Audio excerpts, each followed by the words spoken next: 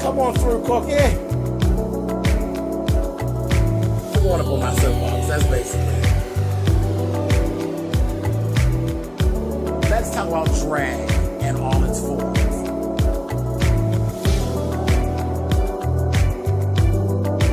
What, Cookie?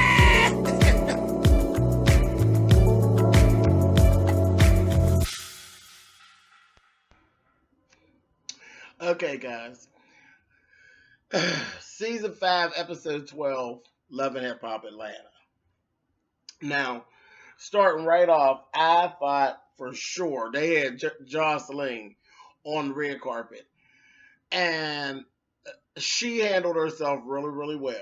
There was this trout mouth bitch that was out there on the carpet, and she questioned Jocelyn about whether or not she was really married to Stevie or not. And I said, okay, because I don't think Stevie, she hasn't heard yet the interview that Stevie did saying that the two of them are actually not married. I don't think she's actually even aware of it yet in this part of the show. So when Old Ugly said it, I was like, oh, Jocelyn's going to tear your ass up. But she didn't. She asked her, are you married? I was like, uh-oh. And she said something else to her, but it was real smooth and real non-Jocelyn. And she kind of moved on and went on. So there's a lot of shit that's going to go down with Jocelyn as we go forward. Because once she sees that Stevie's back after her and, you know, they after each other, it's going to be some shit. So I can't wait for that. That's going to be interesting. Anyway, so let's move over to Molly the Maid's house. Mimi. Are we supposed to believe that Stevie sleeps on the couch, Mimi? I want you to stop playing. So with all the information of Stevie not supposed to be really married to Jocelyn and all that, Mimi's pissed off. Go figure. So she's packing up his stuff and saying, you know, he has to get out.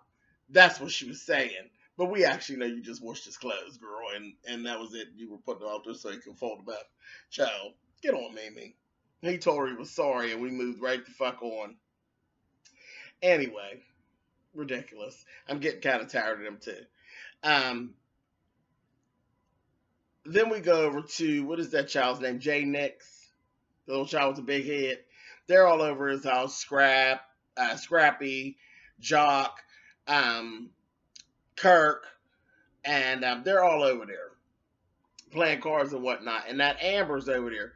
She's a nasty little something. She just walking around there being real hoish, and they kept saying, like, in their confessionals and stuff, I can't believe she actually acts the same way she acts in the club right at home. So she's just a hoe all the time.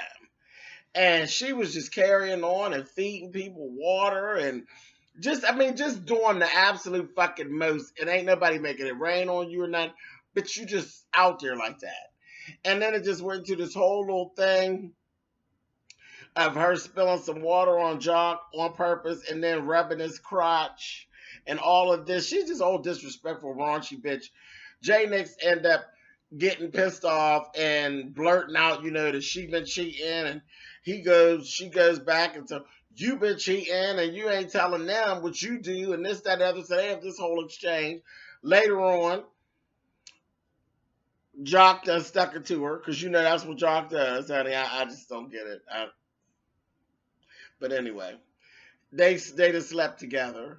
Jay Nix took his ass and he's trying to date Tierra. Jock is using him dating Tierra as an excuse for what he did. I'm like, I don't get the correlation, but okay, whatever. You know, just they're all messy as hell. They're messy as hell. Y'all nasty. It's just a big old goddamn free-for-all. Also in this, we got we had a scene where Dime that got together with Stevie J. Now they want to do some music, but he trying to hit, and she all there for it. They had all scene, they being all suggestive and rubbing, because you know you can't get no music out of Stevie J without fucking and sucking. That ain't gonna happen. Fuck, suck, sing. That's what you're gonna do with Stevie J if you deal with Stevie J. So now Dime's trying to throw her big old pink hair into the mix. I said, Child Johnson's going to kick your ass. That's what's going to happen. She may be mad at him and all of that. But you know what, Dime? Jocelyn's gonna get you, bitch. You keep on. Just keep on. We also this episode got Tammy running around. She's so sad because her and Walker basically are breaking up. Well, we know now that they have broken up. They've walked away from each other, and it hasn't been anything real big, messy, or anything like that, which is good. But Bambi had came to see her, and they talked and stuff, and that was cool. You can see they're kind of really are friends and stuff. But yeah, Tammy's very unhappy with Walker and the way he's been carrying on. So basically, that was all that little stuff went on. This episode wasn't really too eventful. It was really a lot of story filling. Now, what I do have a problem with, Mama D, I'm gonna need you to stop with the bullshit, girl, because you're giving me all types of carpet munching teas, and you're very much giving Scrappy, get her for me, get her for me, get her for me. She is so engulfed in this thing with Betty Idle. I don't know what that's all about. She keeps on trying to put Betty Idle and Scrappy together. Scrappy does not like Betty Idle. He doesn't make any qualms about it. He's right out front with it, and he really went there with it. This episode's like, I don't like this bitch. Bitch, I don't like you. Y'all go ahead on and y'all talk, because I don't like you like that. And I'm just looking at Mama D, and Mama D sitting around there. Every time Betty Idle come around, Mama D looks like she could just sop her up with a biscuit. And just try to use Scrappy as a way to get in. I'm like, girl, go on and get you a girlfriend out of her, or do whatever it is you're going to do, and quit dragging Scrappy into it, because he getting kind of tired of your bullshit. Just a damn mess. Sick of their storyline, too, or whatever that is that they're trying to build. So then they had a party for Carly. Well, Carly had her own party. It was her 90th birthday party. She had a big old bash. Cat Williams was there, higher than a motherfucking fur coat, and partying and carrying on. And they said, well, we don't know what's going on with her and Cat. And she, put it out to her and Cat are just friends, that she basically was pining over Scrap, and that she had been to the jail to see him and all that, and that she's going to go ahead and she's going to, let everybody know, that she's down for him, and it's that thing and the other. And Dime kept asking her, well, what about life? Girl, I ain't saying life. Just that thing and the other. A mess. Carly do whatever Carly want to do. And she's old enough to do just that, whatever she wants. I don't know. She didn't look so hot in this episode. She was looking real good last episode. This white cat suit on. The crotch was really down too low. It was real soggy. Like she had done pissed on herself. She had these shoes. I said, where do you get them shoes at? These shoes look like she got them out of a blaxploitation film. I said, girl, you looking like Cleopatra Jones about the foot. She had some neck piece that was giving me all kind of Michael's tees. I was like, girl,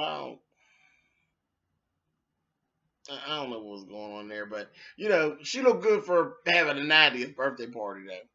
But that's basically it. There was really nothing. This episode was just like a filler episode. There wasn't nothing real, nothing jumping out. Next episode, I think there's going to be some shit going down. We got some shit with Charlene coming up, and Mama D's husband, Ernest.